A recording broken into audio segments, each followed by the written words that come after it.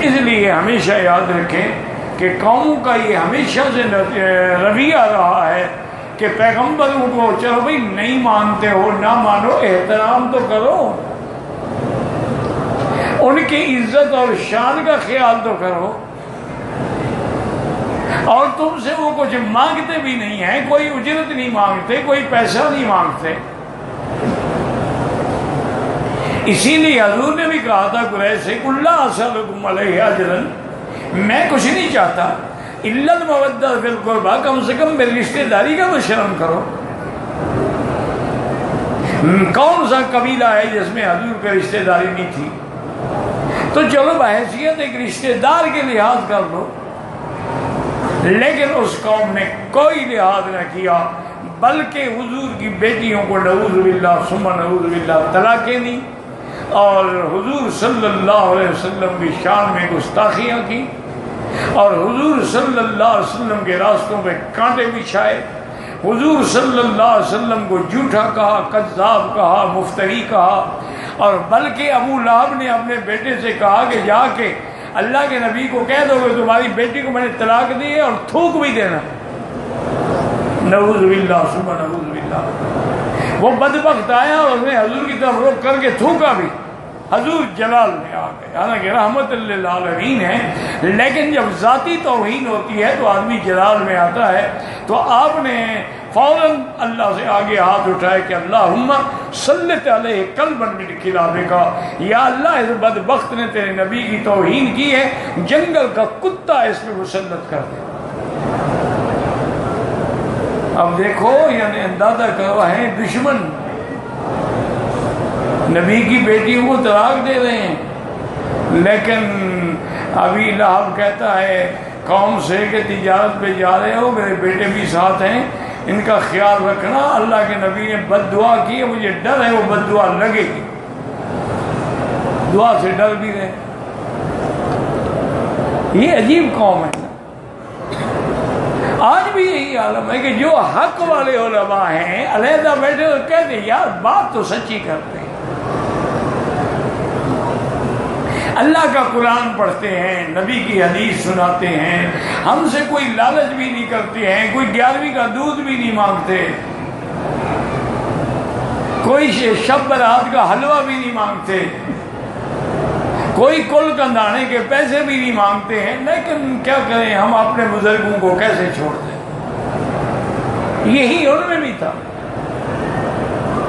کہ بد دعا سے ڈر رہا ہے۔ تو اس نے بھی کہا اپنے ساتھیوں سے کہ ایسا کرو کہ یہ جنگل سنا ہے میں نے خطرناک ہے، اور اس میں مجھے یہ بھی پتہ لگا ہے کہ شیر ہوتے ہیں، تو ایسا کریں کہ سارا سامان تجارت اکٹھا کر کے ایک بڑا اونچا سا مچان بن گیا، اور نے کہا میں اوپر سو جاؤں گا، تم لوگ میرے ارد گرد سو جاؤ۔ چونکہ سردار کا بیٹا تھا، بہرحال ابھی لہب بھی کوئی چھوٹا آدمی تو نہیں تھا۔ انہوں نے کہا ٹھیک ہے۔ جب سب سو گئے، ٹھنڈی ٹھنڈی ہوا چل رہی تھی، جنگل سے ایک شیر نکلا، ایک آدمی جاگ رہا تھا، اب شیر اوپر کھڑا ہو، اس کی تو ہوا نکل گئی، تو بولتا کیا ہو؟ وہ کہتا ہے کہ شیر نے آگے ایک ایک کو سونگھا۔ اس سے علماء نے استدلال کیا ہے کہ جو محمد مدنی کے دشمن ہوتے ہیں ان میں بدبو ہوتی ہے، اور جو محمد مدنی کے عاشق ہوتے ہیں ان میں خوشبو ہوتی ہے۔ دیکھا نہیں ہے کہ اللہ والے جب فوت ہوئے ہیں تو ان کی قبر سے بھی خوشبو آتی رہی؟ یہ عشق نبی تھا نا۔ امام بخاری کی قبر سے جو خوشبو آتی رہی، کیا تھا کہ اس نے حضور کی حدیث کی خدمت کی۔ تو اگر عاشقوں کو خوشبو کا پتہ چلتا ہے تو اسی طرح دشمن جو ہے اس میں بھی ایک خاص بدبو ہوتی ہے، اور اس کی مثال یہ ہے، میرے ہندوستان کے بھائی بیٹھے ہوئے ہیں، ان سے پوچھیں کہ انڈیا میں، حالانکہ کافر آج کل بڑی ترقی کر گیا ہندو، آج پہلے والا ہندو وہ بنیا تو نہیں ہے نا جو مانگ کے کھاتا تھا یا سود کھاتا تھا. آج کل تو بڑی ان کے پاس دولت ہے، پیسہ ہے. اچھا پھر بڑے فیشنیبل لوگ بھی ہیں. اچھا ان کے تو یہ مذہب میں شامل ہے نا کہ صبح پہلا کام یہ ہے کہ اشنان کرنا ہے، غسل کرنا ہے، اور اشنان بھی گنگا جمنا کے پانی سے کرنا ہے کیونکہ وہ پوتر پانی ہے.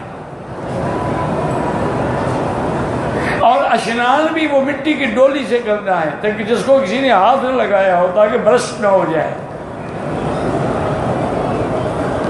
اب جناب جو لوگ صبح غسل کرتے ہیں بڑے اعلیٰ کپڑے پہنتے ہیں، لیکن یقین رکھیں ہندو کے قریب بیٹھے بدبو آئے، اس کے کفر کی بدبو ہوتی ہے. اسی طرح آپ دیکھ لیں کہ شیعہ ہیں، جب تک ان کے بچے چھوٹے ہوں نا اتنے خوبصورت ہوتے ہیں جیسے 14ویں کا چاند ہو. جو بڑے ہوتے جائیں گے صحابہ کو سب کریں گے، اب شکل بھی بدل جائے گی اور بدبو بھی آئے گی. خود تجربہ کر لیں، ہماری باتیں نہ مانیں، آپ خود تجربہ کریں. تو اس لیے بہرحال کہتے ہیں کہ اس شیر نے سونگا لیکن اس کو کوئی وہ حضور کی عداوت والی بدبو نہیں آئی. وہ چلا گیا. پھر کہتا ہے دور جا کے سوچتا رہا آخر شیر کو بھی تو اللہ نے عقل دیا ہے نا. اس کے بعد اس نے سمجھا ہاں یہ جو اونچا انہوں نے تھڑا بنایا ہے نا وہ دشمن اوپر سویا ہوا ہے. کہتے ہیں دور گیا اور وہاں سے اس نے چھلانگ لگائی، سیدھا اوپر آیا اور اسی کو ٹکڑے ٹکڑے کر دیا اور پھر چھلانگ لگا کے غائب ہو گیا جنگل میں. کون ہاتھ لگایا؟ اللہ کے نبی کی بد دعا جو تھی وہ پوری ہو. ابو سفیان آیا کہ یا رسول اللہ دیکھیں ہم آپ کے دشمن ہیں، یہ بھی یاد رکھیں کہ ہم مشرک ہیں، آپ کے عقیدے کے مطابق کافر ہیں، بت پرست ہیں، آپ کے دین کو نہیں مانتے، آپ کے خدا کو نہیں مانتے ہیں، لیکن رشتہ دار تو ہیں. اور آپ یہ برداشت کریں گے کہ آپ کے رشتہ دار بھوکے مر جائیں، چمڑے کھائیں؟ کیا ہو گیا؟ اور نے کہا حضور اتنی قحط بڑھ گئی ہے، بارشیں آئی نہیں ہیں. تو آپ نے کہا میرے پاس کیا ہے؟ انہوں نے کہا حضور ایک تو ہماری مدد کریں گے، ہمیں کھانے پینے کے لیے کچھ گندم دیں، اور دوسری مدد اصل جو ہے وہ یہ ہے اللہ سے دعا کریں کہ اللہ کے مکے میں بارش آ جائے. حضور نے کہا ابو سفیان تم چل کے آئے ہو، تمہاری دونوں باتیں مجھے قبول ہیں. حضور نے دعا بھی کی اور صحابہ سے بھی کہا کہ جو کچھ کسی کے پاس اکٹھا کر کے ابو سفیان کو دو. کئی اونٹ غلہ بھی دیا، وہ لے کے واپس آیا ہے. سب تعریفیں کریں لیکن کلمہ نہیں پڑھتے. حضور سے دعا منگوا رہے ہیں، گندم بھی مانگ رہے ہیں، لیکن ایمان نہیں لاتے. تو اس لیے اللہ کے پیغمبر کو بھی کہنے لگے کہ لولا رہتک، تمہارا قبیلہ نہ ہوتا لرجمنا، ہم نے تمہیں مار دیا. ہم نے کہا بڑے بے وقوف ہو، یعنی اراحتی اعز علیکم، میرا قبیلہ تمہارے ہاں عزت والا ہے، اللہ کو چھوڑ رہے ہو. لیکن یاد رکھو اگر تم اپنی ان حرکتوں سے باز نہ آئے تو ایسا نہ ہو کہ تمہیں بھی وہ عذاب آئے جو پہلی قوموں کو آ چکا.